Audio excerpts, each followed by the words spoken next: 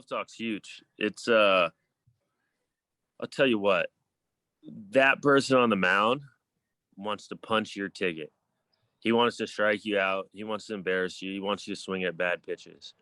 So if you think you're mediocre, if you think you are, oh, I don't feel so good, I didn't sleep good last night, you're probably going to get your ticket punched. Like, if you don't tell yourself and remind yourself you don't feel like the Hulk in the box, good luck. You know what I mean?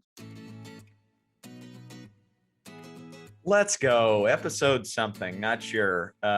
Chopper, what do you got for me this bright and early Monday morning? In honor of our guest, I got a pretty good home run call, I think. Let's go. Joc Pederson at the plate, the 2-1. Oh, that's a high drive. And the cheese, he graded that one. She is gone. Cheese grater? Grading that cheese. Grade that cheese. Not like a teacher grades a paper. No. Like a cheese, like grater. A cheese maker grades cheese. For like nachos. Yeah. Now, how to get the nickname Cheese, and who's our guest? Our guest is Joc Pederson, and bang, big time bang. And he'll let you know, might have been self-imposed cheese, but when he walks into the room, he's got that machismo, and he's got some self-talk's a big deal. I can't wait to ask him about it, but he's gonna pump himself up, and he's gonna surround himself with people that are pumping him up. And I loved encouraging Joc every day. It's special human. Love Good Joc. Gracious. The words that I've got written down on my Joc Pederson page: fun, bombs, unique, speed. Right? He stole a lot of bases, especially early on in his minor league career. Jocktober, swag, have the shirt, and party. And you know, for the listener, I'm full Joc party mode today. I got the pearls. I hear those pearls that he wore are in Cooperstown. They're in the Hall of Fame. So I got to ask him about that. Makes sense. We'll get to the bottom of pearls. I want to get to the bottom of what he's been doing this off season and during the lockout. And like, is he going to get a text while we're interviewing him with where he's going? Like breaking news, live updates, man. I love how he'll go on his Twitter and ask the fans, where should I play next year? He's just a load of fun. He embraces every unique impulse that he has, and he just rolls, and he's in the moment, and he's big in the high leverage moment, isn't he? That's another question I've got for him, is how do you thrive in the big moments so often? Because I mean, he doesn't just show up, he thrives, and he's calmer than everyone, and he's swinging for the downs, and like they ought to have caution signs in the outfield when he's up in the playoffs, because there's going to be a solid round object coming at the fans in the outfield at a high rate of speed. Big time. And this is a little hint for our Joc trivia. We do trivia every day with the pro, and he's got 12 playoff dingers. He's got 148 career bombs, and he jumps on it early in the count. So keep that in mind, listener and Chad Chop, as we do a little trivia later on. Man, what have you been up to this morning before our guest comes on? You've had a busy morning. I get up early and starting every day first thing with a little hour of cardio on that there elliptical machine right there. You see it. 1 hour. Yeah. 1 hour solid. And I make sure I get 1,000 calories burned. Feeling great. Do a little light stretch. I want to get back into yoga. I want to get back into yoga. So that's a goal of mine. And then I headed over to the baseball field. The ball yard's just a couple minutes away, and got started on cutting the grass over there with a buddy of mine. And now we're here, and Joc's jumping on. So, well, you got that hour cardio, man, and you being a high school baseball coach. Yeah. Look at the cheese. There it is. What's up, cheese? What up? I'm going to intro you here real quick. And just like you would do, I'm going to go straight from the heart. Yeah, boy, what else does there go from? Yeah, so I'm not going to worry about stats other than 148 career homers, 17 postseason, maybe a little bit less. Coach Bog, you might know, but if it's not 17, it'll get there and it'll go past it. A lot of Bang. playoff dingers, that's for sure. Ton of playoff Yeah. dingers. He's clutch.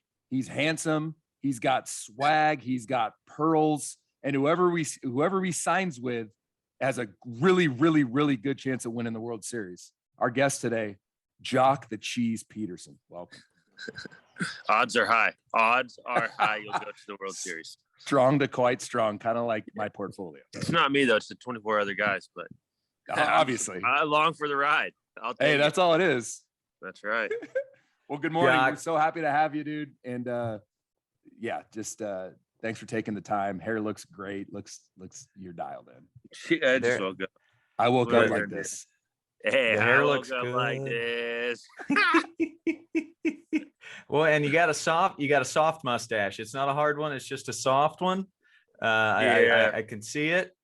I went full Jock today. I got up early and dove into your Wikipedia page, and I put the mustache and the pearls on just to get right. But nice to meet you, Jock. Thanks for joining us.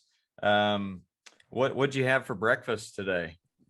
Oof. We had an egg sandwich. It was bomb. Sourdough? Eggs, bacon. No, it's just like, the cheese, you gotta Whatever. watch his figure a little bit. So it's a low carb bread. It's not, Okay. All right. Yeah. You got to But, pick your spots. pick your spots. But I had bacon, cheese, avocado, a lot of healthy fats and low carb, and get it in you. Well, Feeling you great. are what you eat. You are what you eat. And there was some cheese on that sandwich, Coach Ballgame. Oh Bang. yeah. Bang. For the listener out there, Oh. the nicknames, the cheese. Well, give us the genesis behind that. He I is think you're the gonna cheese. ask the guy next to you. I don't know. He Yeah. came up with it. The The savage over cheese. there with the beard came up with it. Ooh.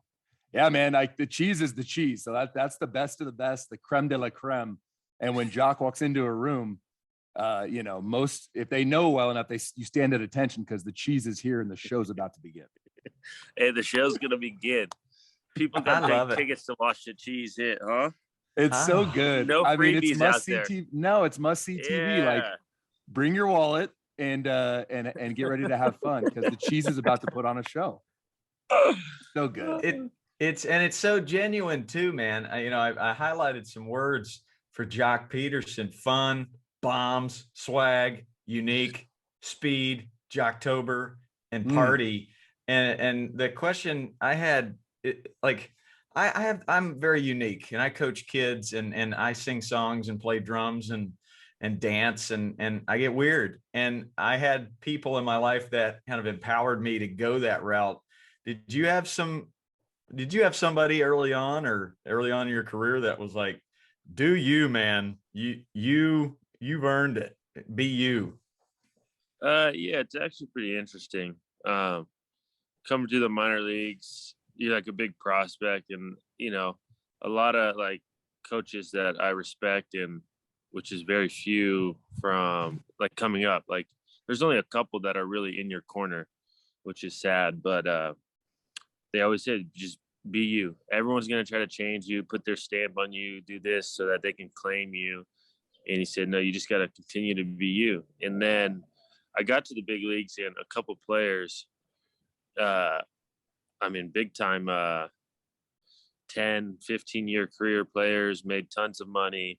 After they retire or towards the end of their career, they're like, you know what? I wish I just had more fun playing. It goes by so fast. I wish I just had more fun. And like those moments kind of stuck out to me because baseball is obviously a game of failure, and it can be frustrating, but it's like at times like that, it's just, I said, I'm going to enjoy it. I'm going to enjoy being in the big leagues. One day they're not going to let me put on a jersey anymore. So I'm just going to enjoy all these moments that I have. And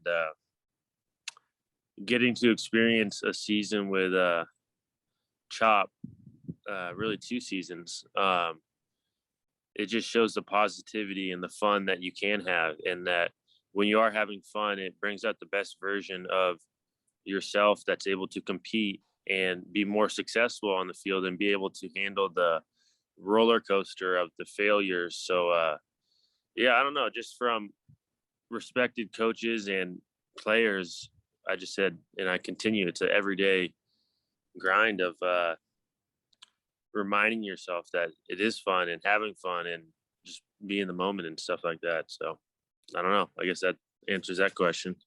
Yeah, indeed. Chopper, what you got on that?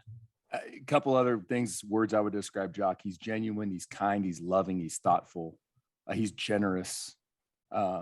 He's a great dude, man. And when I didn't know him, like, cause he's got this swag, right? And you're like, dude, who is this guy? Sean Dunston, who Jock knows Pop really well, grew up with Sean Jr., playing with Sean Jr. And Dunston, who has been on this show, and so I respect him so much. He's like, no, Jock's good people. And he kind of showed me before I knew Jock, and I could not wait to meet him. And I remember one of our first few conversations out in the outfield, Jock, during spring training. And it's just like, I just couldn't wait to love on you and just constantly remind you how special you are, you know? And that's something as coaches, like, sure, X's and O's are great, but you're in the big leagues and these guys know how to play. If you can just remind them who they are and that they're the very best in the world and help them get in the moment with humor, with kind words. I know, shoot, in 2020, Jock, there was a stretch there where you weren't going great, right? But you and I, we didn't stop having fun and kind of gassing each other up. And I vividly remember like knowing with my whole heart that it's Jocktober and it's about to be on. And it was. You hit like 9,000 in the playoffs. It's like you didn't worry about past failures or the roller coaster ride. We stayed positive. We stayed on our grind. We had fun. And then the fans had fun because you went off. Fact. Bang. That's a fact. That's science. It's history. You can look it up. Science. It is science. So question I have for you. Okay. I'm going to go with, why not? Your favorite home run of your career. You can go a lot of different routes this way, or maybe there's a lot of really great homers. My bad language. A lot of taters, huh, kid? Hey, hard to choose one. Okay, top 5. Throw them in there. Don't have to rate them. I mean, you could go both homers off Scherzer in the playoffs are pretty cool. 100%. One was the Nationals Game 5, so it's do or die, win or go home. You got one of the best pitchers to ever touch a baseball on the mound. It might have been like the 7th inning, and they're winning 1-0. And I was able to clip them and tie the game. And then we ended up, JT came up big and Kershaw closed it out and we won. And it was, that was a crazy series. So that was really cool. And then I got him again in the playoffs this past year, Dodgers Braves, and just against your former team. I don't know. I think the ball just landed, but it feels good. It just landed.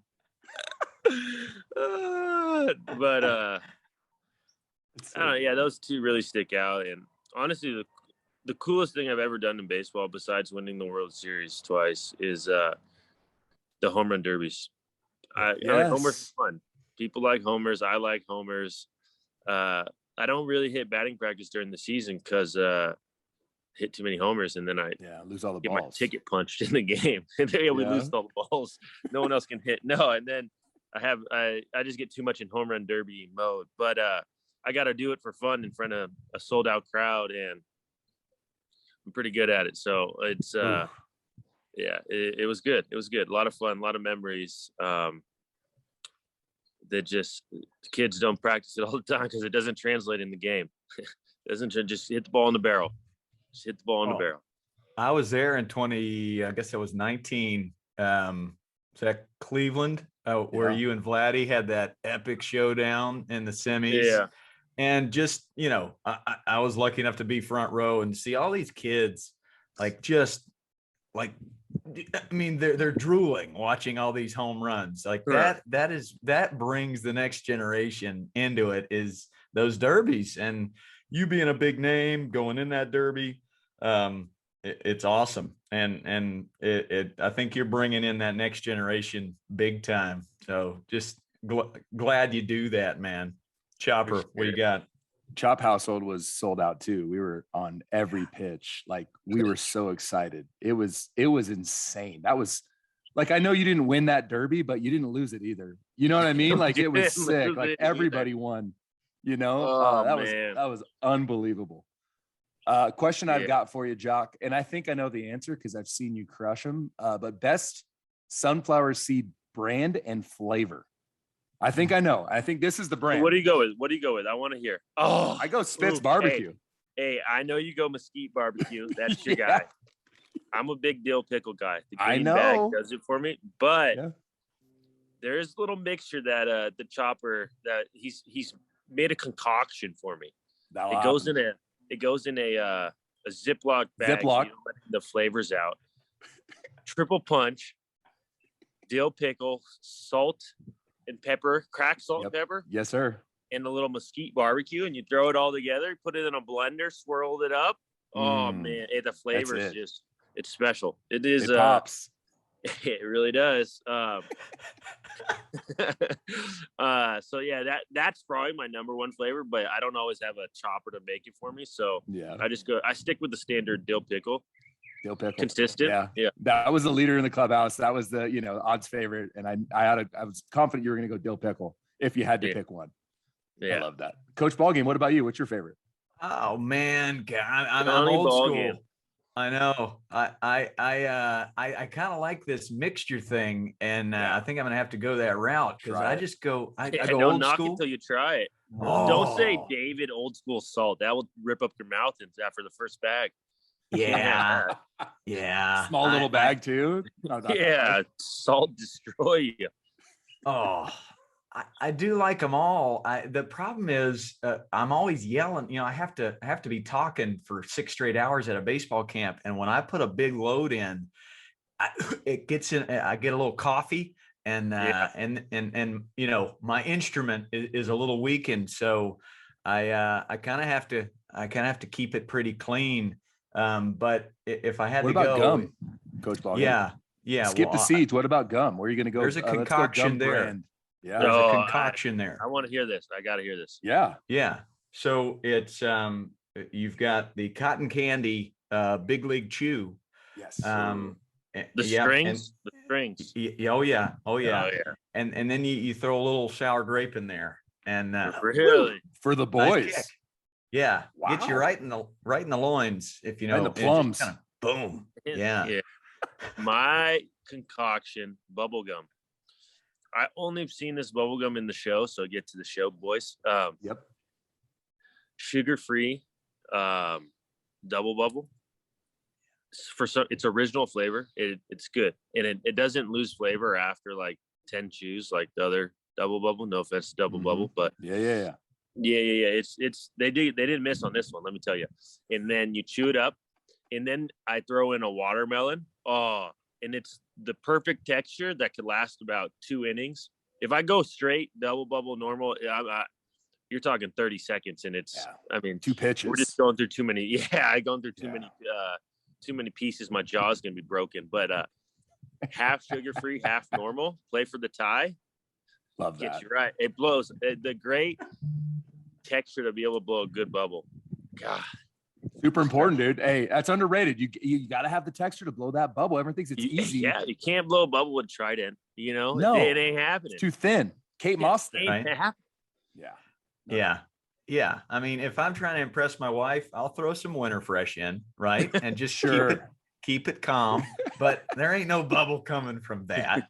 No. So, what I like about gum is and especially I tell this to kids: throw some gum in your mouth. It makes the other team think you're relaxed. It makes you look chill. I mean, Joc Pederson, does it give you that extra vibe that helps you in Jocktober? Is there some science to that? Hey, there's science to a lot of things. I haven't put science to bubblegum yet, but I don't know. I think it just, let's be honest, the millennials don't love baseball because it's a little slow. So sometimes in the outfield, instead of picking daisies, I'm blowing bubbles. It just keeps me busy. You would be a great answer for this question. Speaking to millennials, what's something that would need to be a rule in Major League Baseball that's going to bring more kids in? And I'll lead it off because I do it, and it's throw a drum in the on-deck circle. And then you're pounding on that thing or whatever instrument you want, maybe a whole band. And the on-deck batter, he's playing the drums, he's playing the harmonica, singing songs. What other than blowing bubbles, what's going to bring the millennials in? I think there's too many rules, like unwritten rules and real rules. Shoes.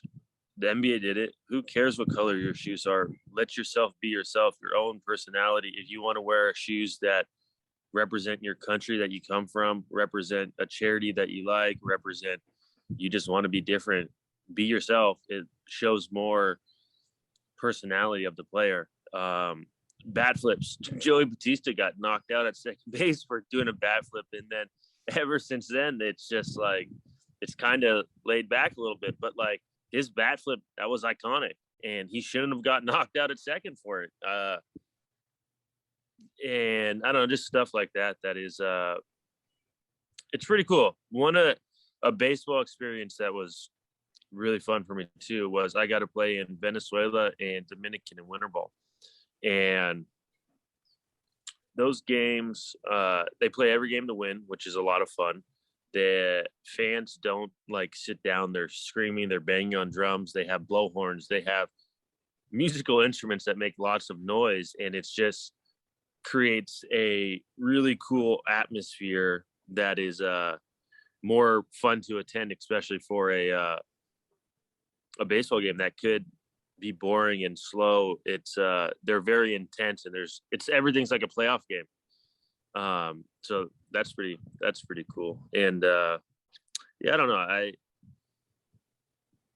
There's so much that goes into that question, but I think it's just more so having fun and the kids just being able to look up and be like, oh wow, look at his shoes, or I don't know. Social media is so big, and like he's got blue shoes on, or I don't know, whatever it is, and we can't express ourselves the same as basketball players, which I think really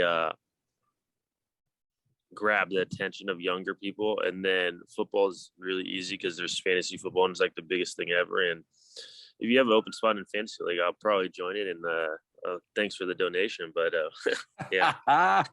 I love that. Well, I think that the key is less rules. That's the rule. Less rules. Let the kids play. I think there can be some more. I mean, not to make it like a circus, but I'll throw, if there's a bang bang play, I'll have 2 12-year-olds do a staring contest, and that's how we decide safe or out. And you want to see, these kids have been playing travel ball, and they've been trying to win games at an elite level. The most fun they have is when they're screaming attaboy back and forth to each other or doing a staring contest. It's like, that's what these kids showed up for. So just, Chopper, what do you got on that, man? What can we do to make it fun? No extra innings. It's home run derby. Oh, snap. That's lit. And then you're just like, you're hoping for that tie game. And now we go. Now it's Jock versus the second place finisher, and the second place finisher, and that's it. And the game's over. Yeah, no, you're not wrong. Yeah, it's got to be something to, and obviously you need to maintain the basis of baseball and whatnot. But a lot of special teams that are able to play in the playoffs and win in the playoffs have that special fun chemistry that. Loose. Like you said, it's not, maybe it is staring, you hit a double and you stare at your own bench, or you shoot rocket launchers at them. I don't know, whatever it is. Bang. I've incoming. You've seen it.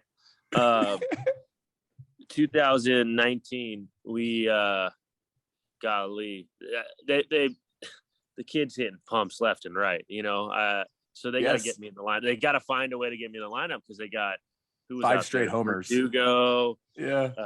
Belly was MVP. It was insane. There was another Pollock. So we had too many outfielders. So they say, hey, why don't you go try and play first base? And it was a blunder. Talk about a clown show. The kid can't feel the grounder. I got Seager throwing me rockets that are hitting me in the chest, just rise balls, double play. It was a grind over there, but I got to. Not as easy as I make it look, Jock, over there. Yeah, bro. Right. Chop is smooth at first. I got to play first base for a while, and we're in DC. Then they're not even doing that well. It's they're kind of grinding. and they started to get hot while we played them. And you could tell they had Gerardo Parra. I don't know. I've never really been met the guy, but he walked out to Baby Shark, and you could see how much he loosened up the clubhouse. And then the fans were in it, and they started doing like the Baby Shark chant. And I was like, man, like they have it. They had Brian Dozier, who is like one of the best teammates I've ever played with, and great clubhouse guy. And you could just see it building up the chemistry. And it's just like, I said, man, I hope we don't play them in the playoffs. And of course we play them because I think was it a wild card, or I think it was.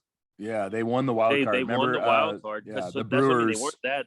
Yeah, they won the wild card. So then it's like we missed one of their aces, but then it was like they just had that special thing going. And to see those comeback wins against the Astros in the World Series and stuff like that, it just shows how much having fun and having Howie Kendrick hit a home run, and then he gets to the end of the dugout and he's doing something with Adam Eaton about driving cars. And yeah, it just goes back to show you all the little things that take you out of like, oh, the pressure situation. And it's just like we're just playing a game and having fun, and it brings out the best of that individual. So I agree.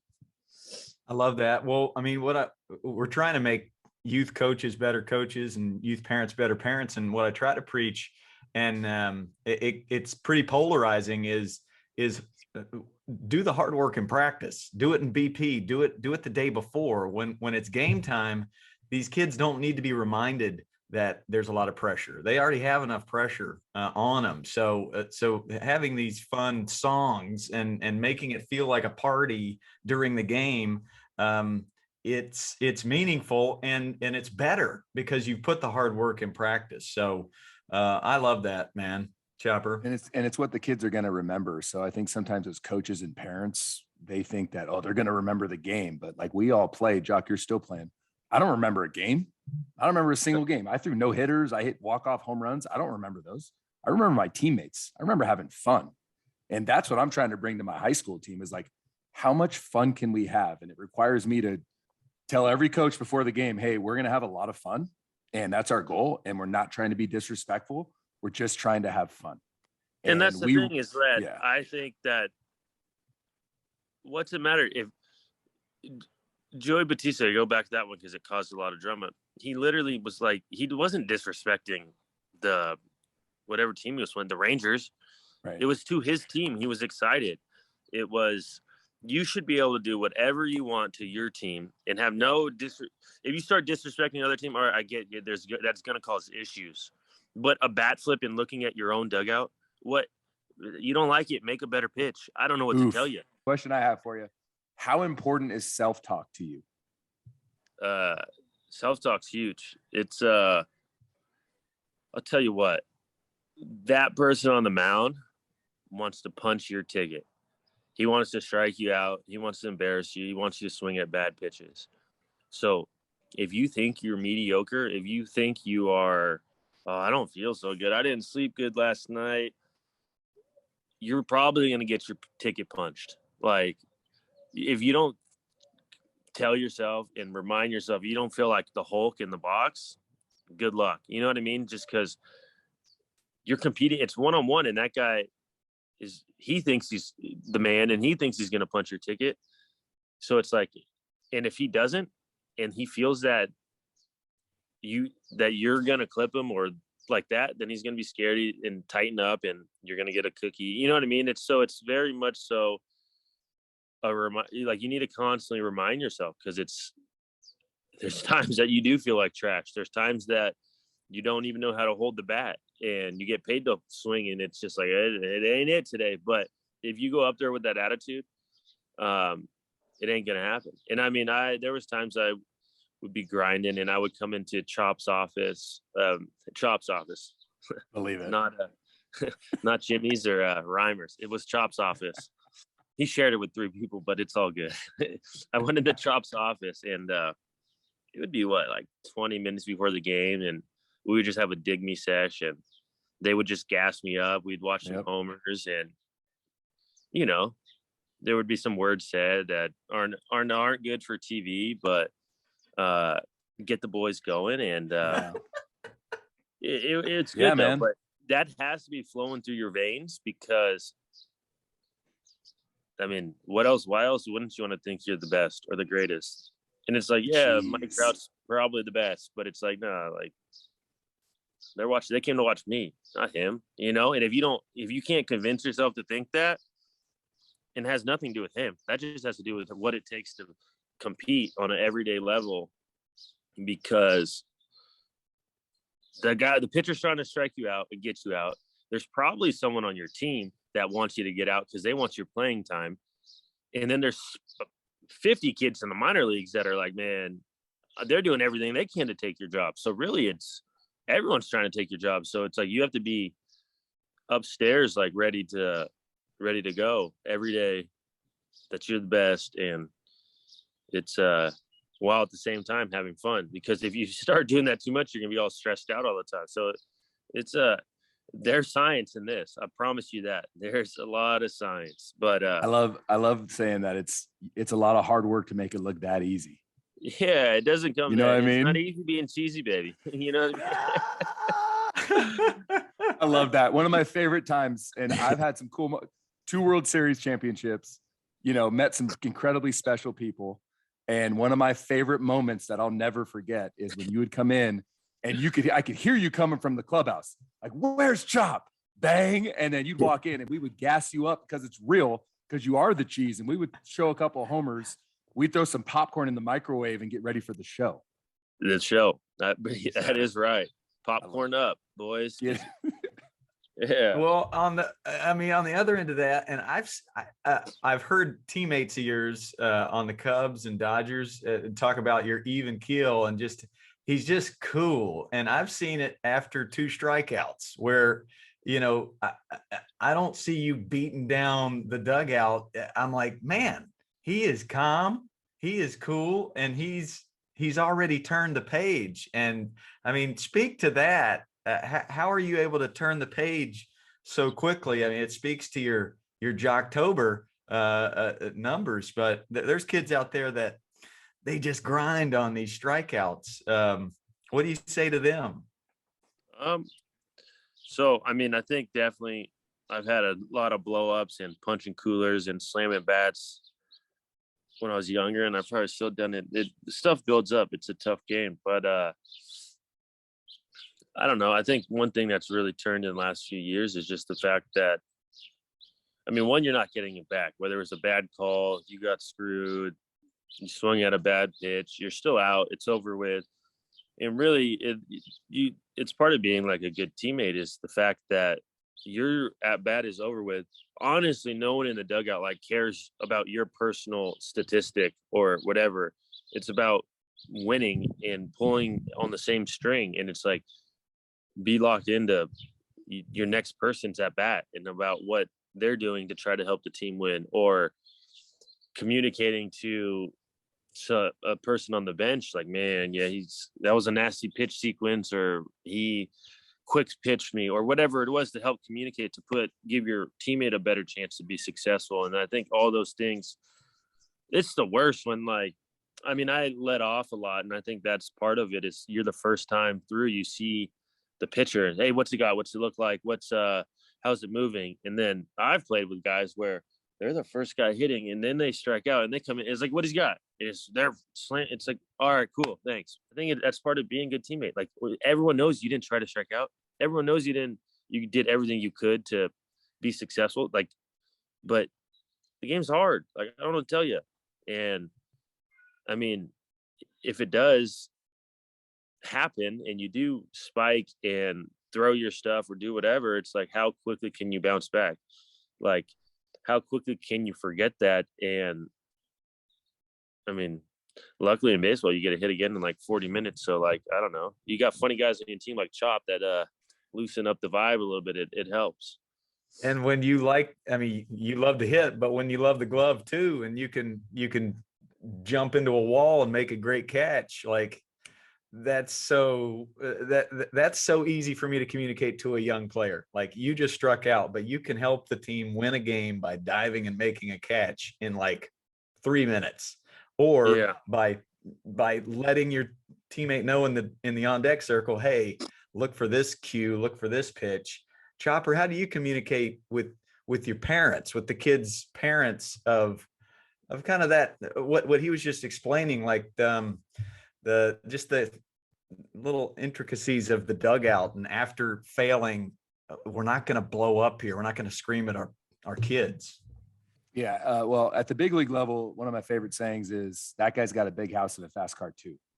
Right. So, you know what I mean? So it's one of those things where that helps you kind of just like, oh yeah, he's the best in the world also. And you don't fear anyone, but you respect him. So Joc's not scared of anybody, but if the guy gets him, it's like, okay, you got me, I'm going to get you back. But like, he's got a big house and a fast car too. And then whatever you have to do to get back in the moment. So like to Joc's point, if you're throwing helmets and this, that, and the other, okay, sometimes that happens and it's got to be done and it is what it is. But then can you slow your breathing down? Can you calm down? Can someone make you laugh? You know what I mean? Sometimes it's humor gets you right back in the moment. And and that's huge. Like you said, Jock, you don't get it back. So it's like, all right. And I think there's some power in like you not showing any emotion. If you can just be like, okay, like I'm still the cheese. And you know, that's like one of the most impressive things. Mike Trout, man. We're in Anaheim. Got his strikeout. I think it was 3 strikeouts. He would strike out, and I think they all ended the inning, which was kind of strange. Weird, but he put his bat down, took his elbow guard off, went out to center field, put his bat down, put his elbow guard, and it was like, man, did he hit a single or did he strike out? Like up here, it didn't phase him one bit. Maybe inside he was grinding a little bit. Comes up in the 9th inning, homer, walk off Tater, and it was just like, how do you go? You know what I mean? Like, just the impressive part of most people strike out 3 times and they're so far in their own head that their last bat is just giving away a bat. And what is so impressive about that is just to stay mentally in there and compete and not give away any at bats. And it's obviously why he's really good at baseball. But yeah, he came back from that, and you couldn't even, like Chop said, you couldn't tell if he was 3 for 3 or 0 for 3 with 3 strikeouts, and then came up in the 9th and won the team the ball game. So because greatness lives in the moment, and that's what I try to tell the parents and the kids, Coach Ballgame, is that like whatever happened is done, but don't let that affect this moment. So take a deep breath, remind yourself who you are. I have my kids all the time. I make them say out loud, "I am awesome." Out loud. Like I need to hear you say it, and you got to say it from the bottom of your soul. You are awesome. Plums. Yes, you're awesome. So it's like one the at bat, stuff one that pitch. I would tell Chop, hey, it was so arrogant and out there, but it was from the plums.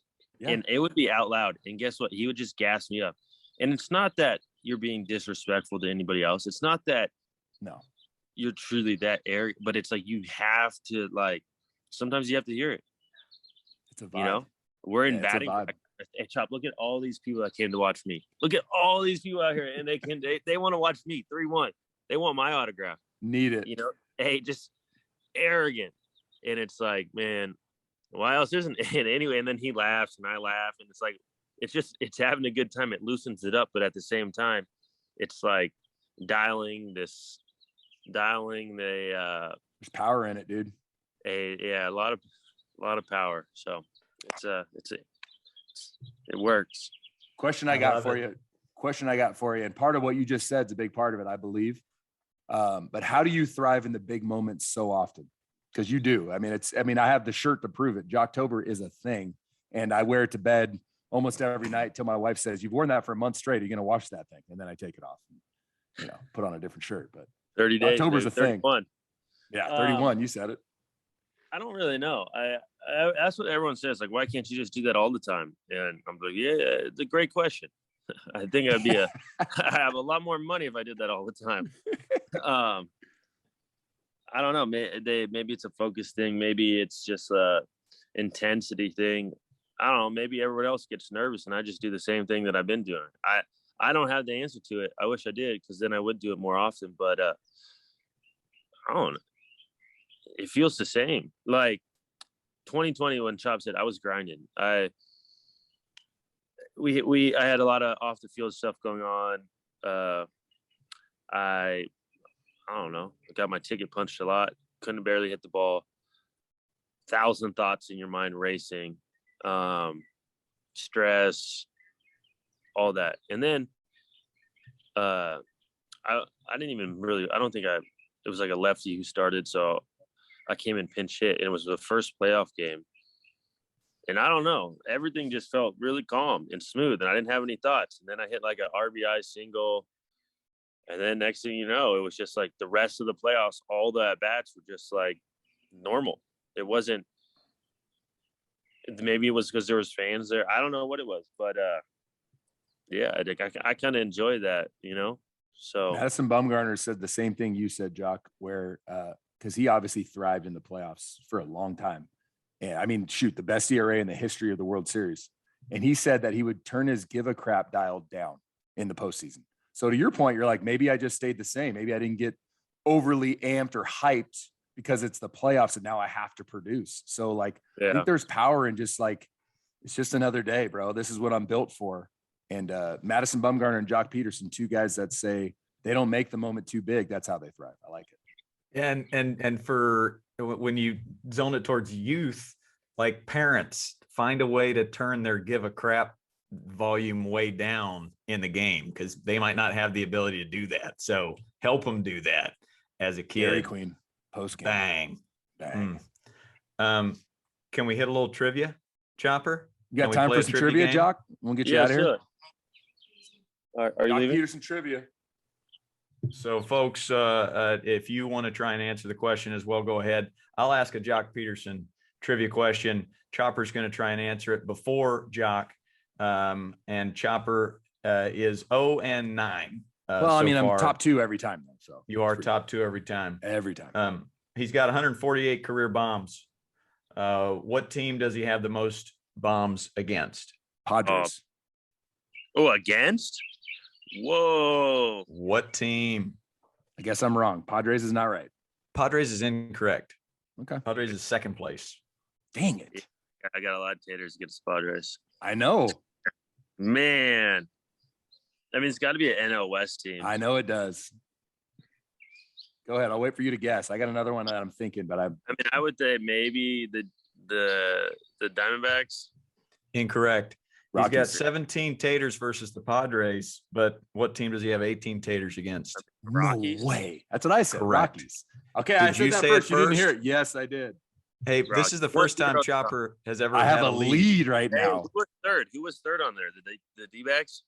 Yeah, Probably. it went D-backs 3. They were. I think they were all NL West teams. Giants were up there too. Fair. 1-0 homers are fun. Chopper. Hey, I've this never is said rare. that. Rarefied air. What pitcher does he have the most taters off of? He's got this guy 4 times, 4 clips. Let's go, Fonny. Bang. Man, I miss that. 4. I miss you, Jock. My goodness. Bang. Tied 1-1. What pitch count? And if you want us to bleep this out for the actual podcast, we will. So we're not giving away you're all over the place. But what pitch count does he have the most taters? Ambush. Good guess. That's second place. He's got really. Yeah, he's got 21 first pitch dingers, but he's got 22 of a different count. 1. 2-1. No. 1-0. I think there's 2 strikes with it. 1-2. 1-0. 1-0. Let's go. Hey, if I get 0-0 or 1-0, just start just tally the scoreboard up already. All right. Yeah. Get the scoreboard guy ready. Make sure he's caffeinated. Get the song ready. right. 0-0 or it's 1-0. Crazy things do I have in here, boys. Get the "You Dropped a Bomb on Me" song hyped up and ready. Cue it up. Yeah, I feel it coming already. There's gonna be that number's gonna get higher. I can't wait. Golly. I can't wait. 1-0. My goodness. Yeah, what you shouldn't have got there. You should have get the first pitch strike. I don't know what to tell you. Pitching coach like challenge him.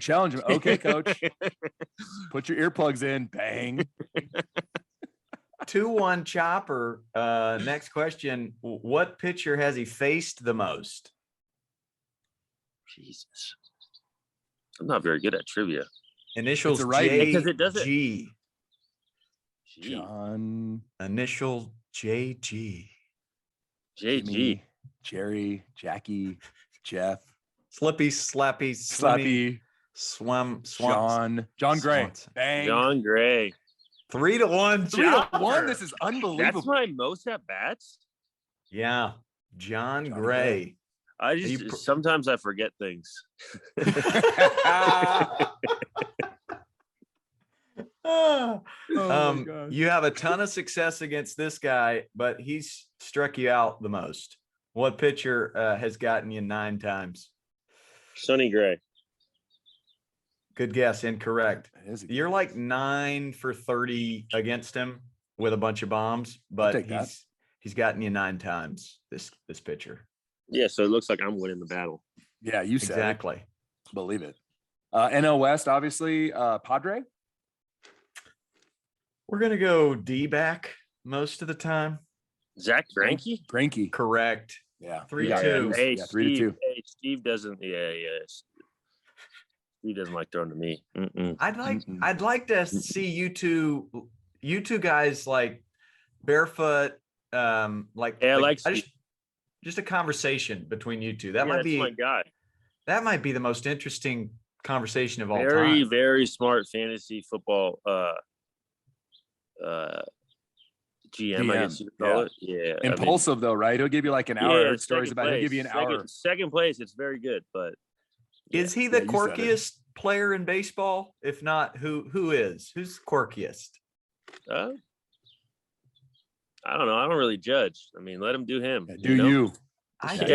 You. Well, If he's I mean, comfortable, cool. Quirky's good. Corky's Quirky good. is good. Hey, how's Champ, Jock? Champ's my guy. Savage. I saw him yesterday. I love Champ. So Champ signed my drum here. It goes Albert Pujols, Mike Trout, Champ Peterson. 1, 2, 3. I did a JMP. That means Trout and Pujols are in good company. That's all that he's means. so Coach good. Morgan. So we're at a Pujols Family Foundation event at Mission Viejo Country Club, and he comes up on stage with me, and we do the high knees until somebody bids a certain amount of money. Me and him were high kneeing for like 3 minutes straight. Champ's the man. You got to. Champ's the man. Savage. Champ's the best. I would always gas him up, and he would just like Champ would literally just like tell me, "Yeah, I know." I'm like, "Champ, you're the best." He's like, "Yeah, I know." I'm like, "Yeah, I know you know that I know." I love Champ. Gosh, I love Champ. Who has hit Jock the most? 3 beanballs. How many? 3? 3 beaners. God, hey, I don't like this guy. I don't know who he is. Yeah. Here's your Too hint. worried about his ERA. Mustache. He's also got a pretty good mullet. Dang. I kind of like him a little bit more with the mustache and the mullet. He's mindful of his ERA because he's hitting you, Jock. That's not the dumbest thing I've ever heard of. It's a smarter play. It's a smarter play. Less pitches. Yeah, save the arm. Final hint, Redbirds. Oh, Miles Mikolas. Correct. 4-2. The guy's been in the times. league. What? Man, I barely Isn't played that that crazy? guy. That You guy, forgot. Hey, he's off. I'm out on him. You're off You him. forgot about it. He's not even in the NL West, and you lead me in beanballs. What's wrong? What's your issue? If you don't like me, I don't like you. It's pretty simple. All it is, reciprocal. Yeah, learn to throw the ball over, like just 1-1 off the plate, not in my batter's box. Yes. Science guy, don't put me on first. But science is he just doesn't want to get clipped either, so it's not a. Hey, you got to respect it. Yeah. Science. He's not an idiot. He's not dumb. Yeah, he's not dumb. Mikolas is not dumb. 4-2 chopper. Who was on base for Jock's one walk-off? He's got a walk-off dinger. This was April 15, 2019. Who was on against base the for Reds? it? Against the Reds. Yeah, Reds, Iglesias. Jackie Robinson. Step. Jackie Robinson. Was Jackie Robinson. Wow, Jackie Robinson Day. Who was on Yeah, base for that? Correct. Let's 4-3. go. Dang. Paper to each other. Hey, he caught that peak. He chased the paper down too this last offseason. Oh, he got a big bag. Good for him. Good for him. CT. We love for CT. him. Yeah, CT. Great. All right. To tie it up right here, last question. 12 Wow. postseason bombs. That's 24th all time. Who's he tied with? Who else has 12 postseason bombs, 24th all time? Famous Hall of Fame Yankee. What team? There's your Yankee? hint. Yankee. Don Mattingly. Good guess. God, I love that mustache. Derek Jeter. DiMaggio. This will give it away. Mantle. Bernie Catcher. Sanders. Catcher. No, Catcher? Williams. Posada. No, not Bernie Posada. Sanders is correct. You said Hall of Famer, so Yogi Berra? Yogi Berra is correct, and Chad Chop has his first victory. Hey, Chad. Hey, that's right. I gassed him up. I got to bring him back to. Gas me up. I've never won. I Yeah. never thought I would win. Yeah, That's my Yogi- guy. We got to pass him, huh? Well, he could be looking at my numbers soon.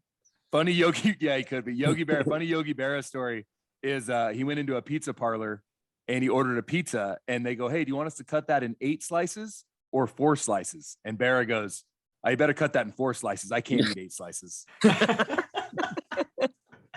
Savage. So good. Yeah. Love that. You're the best, dude. Hey, thanks for taking the time. Coach Walken, you got any other questions? I asked all my questions. The cheese is the best. Man, I'm good. You can't tell us where you're going, but wherever you go this year, man, we're gonna be watching. They're going to be odds-on favorites to win it all. Let me tell you. Hey, if not, maybe I'll get traded at the half, and I'll go to a different team to win it all. And they'll win it hey, all. Right. Hey, I'll sneak my way in another World Series. Find my way in there.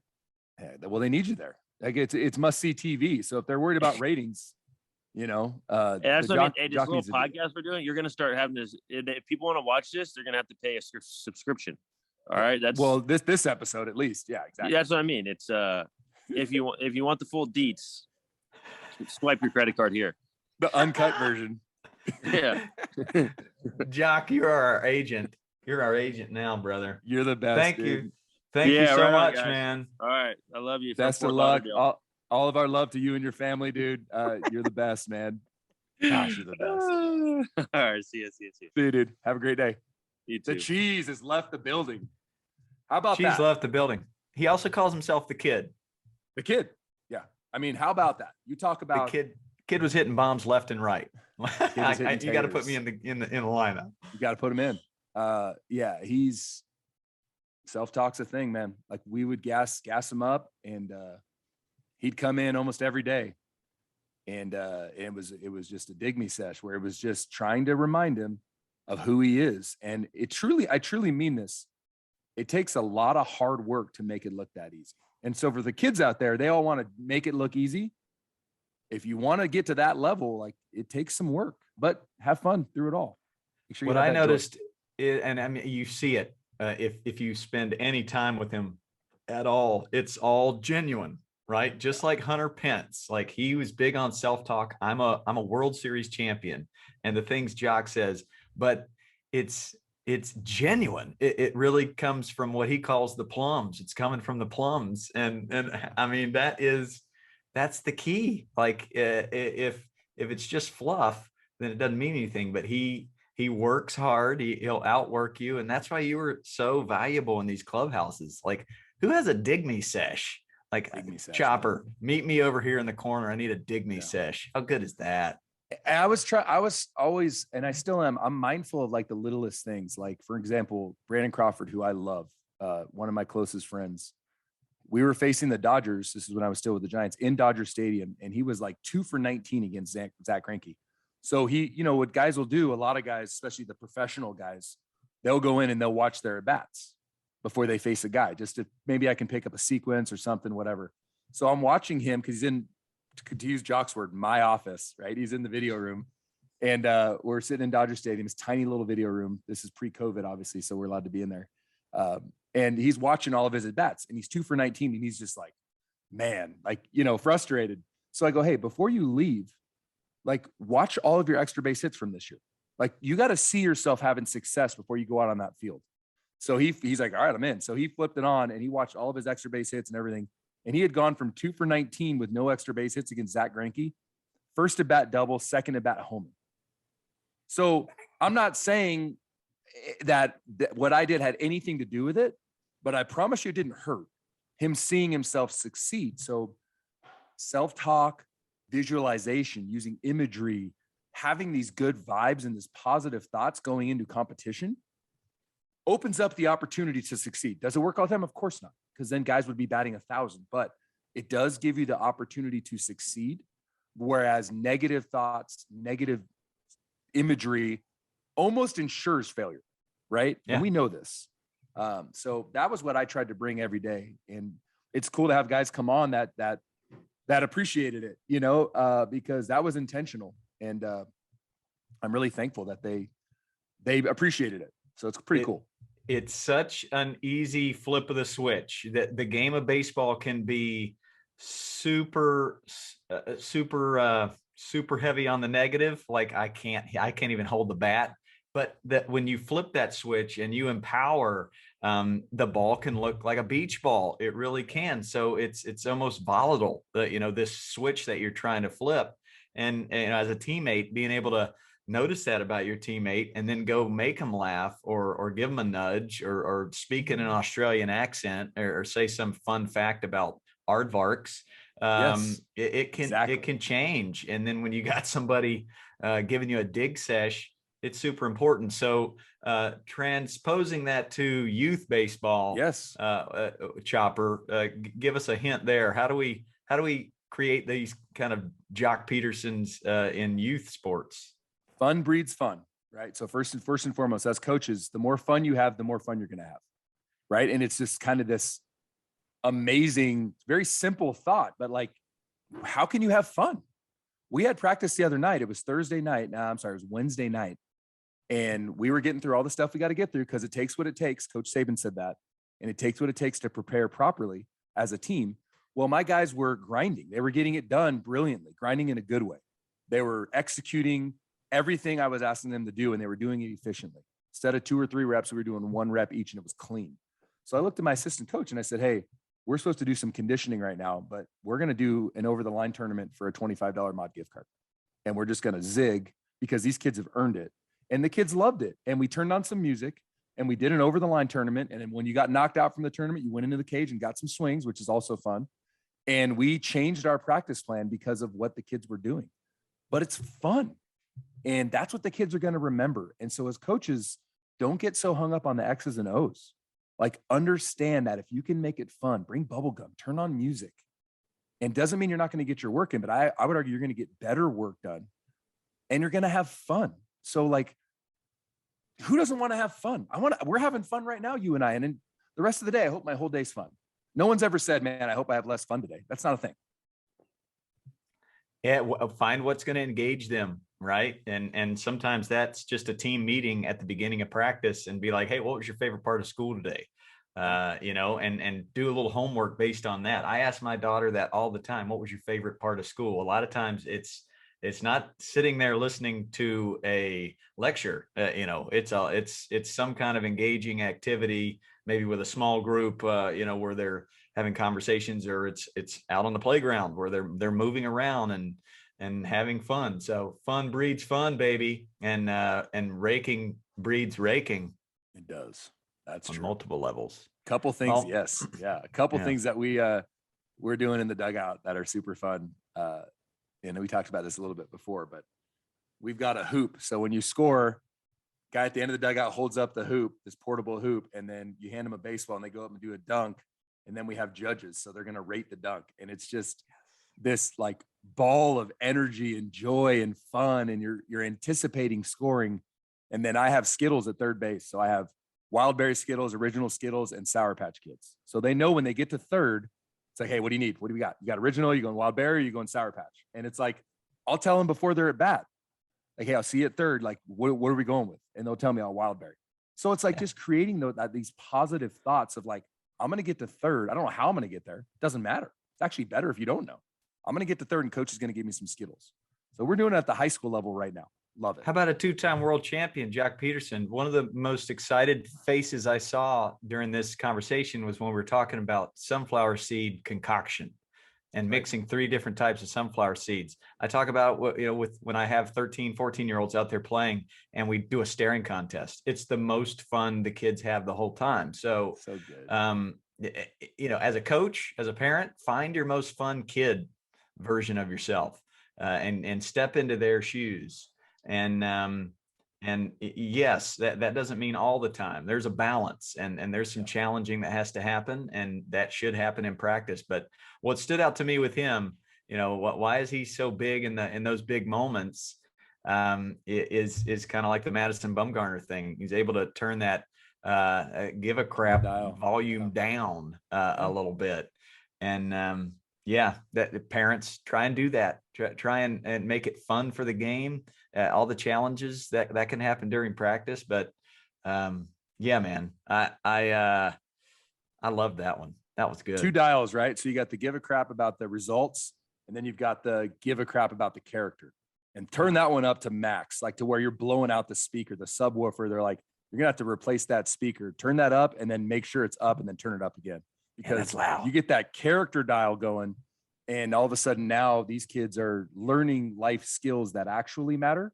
Because hate to tell you, coaches, if you're hung up on the baseball side of things, that's short term for nearly everybody, right? Even the very best players in the world, they're done at 40, 42, 43, Nolan Ryan 46, but he's still got 50 years on this earth to show off that character.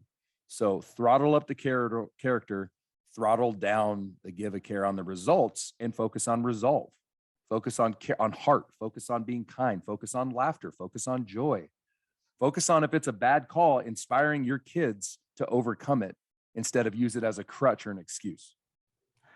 I got a little self-talk for us in this podcast. This is the best podcast in the world, man. You're not wrong. Come on. You're not wrong. Like, we're changing science. Lives. Yeah. The testimonials that are coming in for you and for me are dads that didn't want to sign up for Little League coaching, that are now making a difference and seeing the culture that we're trying to change, and they're trying to change it. They're trying to help. And I've heard this multiple times, channeling my inner Coach Chop or channeling my inner Coach Ball Game. There you go, man. That's what it's all about, man. Yeah. The cheese is science. The cheese, man. I can't say it enough. How you talk to yourself matters. So as coaches, be in tune. If a kid, and sometimes it's not words, right? You can see it in their body language, and it's like, hey, bud, it's okay. And another thing too, I tell my kids is, of course you're not going to be perfect. Like, that's why we're practicing. If you were perfect, this would be boring. You'd have to go find a different challenge. So when we make a mistake, like, that's why we're there. It's okay. Learn from it. Try to grow. Oftentimes when a kid makes a mistake, I'll tell him he's being a good teammate, because everyone else in the field would have made the same mistake or the same read. So thanks for being a good teammate. Now we're all going to get better for it. Change the narrative from shame and failure to joy and encouragement and growth. We can do that, coaches. We're in charge. Preach. Yeah. You're the best, man. I love doing this with you. I love seeing you. I love the pearls. I love the popped collar and the hat, and you got the glasses on today too. And you're looking really, it's like a really nice combo of like smart and sophisticated from the nose up. And then it's a party from that stash down. And I love it. It's a body mullet.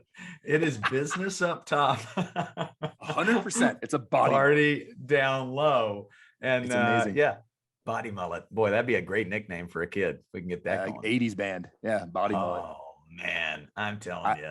I hope you have a great week. I get to see you again tomorrow. No, Wednesday. We've got epic broadcaster Boog Shambi, who's he's the voice of the Cubs. He's going to be calling some of the March Madness as well. But he just signed some brand new contracts with the Cubs and with MLB The Show. So we'll talk about all that. He's the best, and everybody respects Boog Shambi. Same with Joe Buck. Like they're synonymous with big time baseball, and I don't know how many World Series he's called on radio, but he's got an epic voice, and he's just a great guy. So I can't wait to hear some stories about Vin Scully and David Ross and Chipper Jones and so many others. It's gonna be good. Really, really good. Can't wait for that. Folks out there, don't sleep on the Push Ridge Lions. 7-1. Come on. Consecutive no hitters this last weekend. And the boys are just working hard and having fun. It's beautiful. It's so fun to be around a group that loves each other so much. And they can't wait to go to work, but they do it with joy in their heart. And they're hungry to get better. And I could not imagine a better group of kids to be my first year as a high school head coach. So thankful. Oh, Choptober. And it's May. So like the state tournament's in May. So we got to figure that out. Come what may. Hey, we know we do a lot. So Christian school, we go to Mod Pizza a lot, which I don't know if you have that out in California. Oh, of course we do, man. Okay, give me that sausage pepperoni Mad Dog. Good. So yeah, shout out to Mod. If you want to help be a sponsor, let us know. Reach out. Joc's our agent. But we win the game, and then it's praise God. Let's go to Mod. So we team pizza party after every win. It's great. Mod. And if we lose, we'll do it too. Because you know what? We're still on that grind. And if you lost the game, so what? You're one day closer to the parade. Who cares? That's right. Love hey, keep listening, keep cheering from the bleachers, keep empowering your players to know that they are awesome. And I love that. Kind. Crank up the character throttle, crank down the win the game, and make it so fun. Awesome, brother. You're the best, dude. Have a great 2 days. I'll see you in 2 days. Don't forget to rake. Attaboy. I'm going to try to be on time too. I've been late like 4 straight podcasts, and I know you love me unconditionally and you'll shoulder shrug it off, but it's hitting me kind of hard. I got to be a little bit better at my time management. I'll get there. Hey, you'll be there, and we're going to be there when you get there. Can't wait. I know you will be probably waiting for me. With a mustache.